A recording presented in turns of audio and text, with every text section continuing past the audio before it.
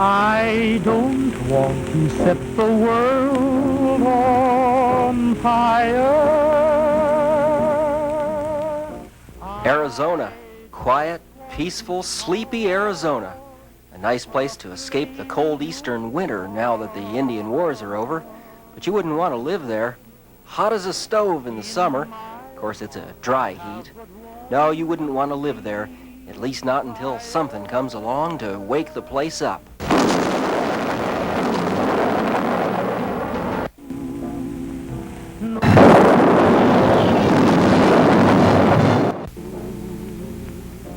December 7th, 1941, the day that would live in infamy, and a most significant day for the folks on the Sonoran Desert. The sinking of the battleship USS Arizona started a chain of events that would change this state forever. Those first years after statehood saw some momentous events around the world. There was the sinking of the Titanic. Joe Dawson won the Indy 500 going 78 miles per hour. Woodrow Wilson became the president, the Panama Canal was officially opened, and Charlie Chaplin made his first movie. In Arizona, filmmaker Cecil B. DeMille came to Flagstaff to start a movie colony, but it snowed that day, so he started Hollywood instead. In politics, Arizona gave women the right to vote in 1912, 8 years before it was approved nationally. In 1914, Rachel Berry of St. John's became the first American woman to be elected to a state House of Representatives. Our first 2 U.S. senators were colorful. Marcus Aurelius Smith was reportedly viewed as quite a sex symbol in his day. And Henry Fountain Ashurst was known as the silver-tongued orator of the Colorado. Of course, in a growing state, business and recreation depended on transportation, and in Arizona, it was somewhat primitive.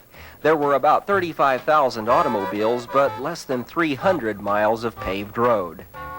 If you took a trip to Prescott or to Flagstaff, as I remember, it was an all-day drive from Phoenix to Prescott, and this would have been in the early and mid 1920s. And then another day from Prescott to Flagstaff. And this would be starting out 5, 6 o'clock in the morning, and you'd arrive in Prescott just about dark. But slow travel over rugged roads was only one of the problems.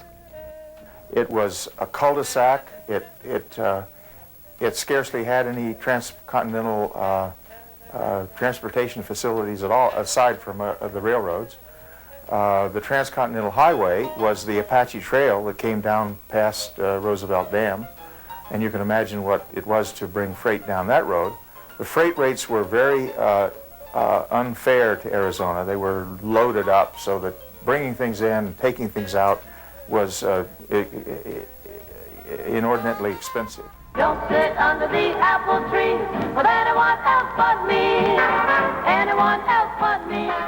As in the First World War, copper mines and cotton farmers were busy. And like the rest of America, industrial jobs were plentiful. It was a terrible price to pay, but the Great Depression was in fact over. This war would be won with airplanes, and that required bases where tens of thousands of flyers could be trained. Arizona had the right stuff, the weather. And in short order, we saw the construction of 6 major pilot training bases and various ground troop encampments. Most of General Patton's armies trained here. During the course of the war, some 150,000 military personnel were at these bases. This included 60,000 pilots from the U.S., Britain, China, and other Allied countries.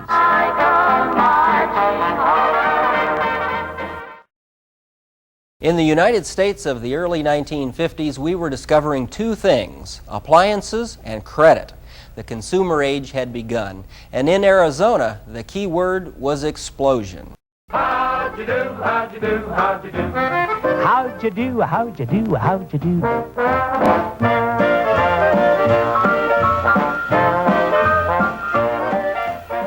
It was not uncommon in Phoenix in the early 50s to look north at the pre-dawn sky and watch with the naked eye the burst of atomic bombs at the Nevada test site.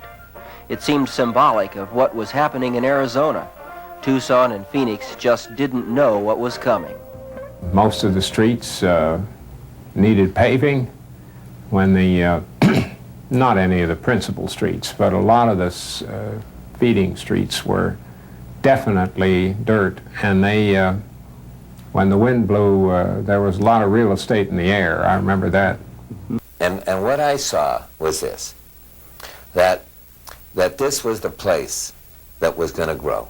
And the reason was that the veterans, like myself, who were looking for a place to establish themselves, this was a natural.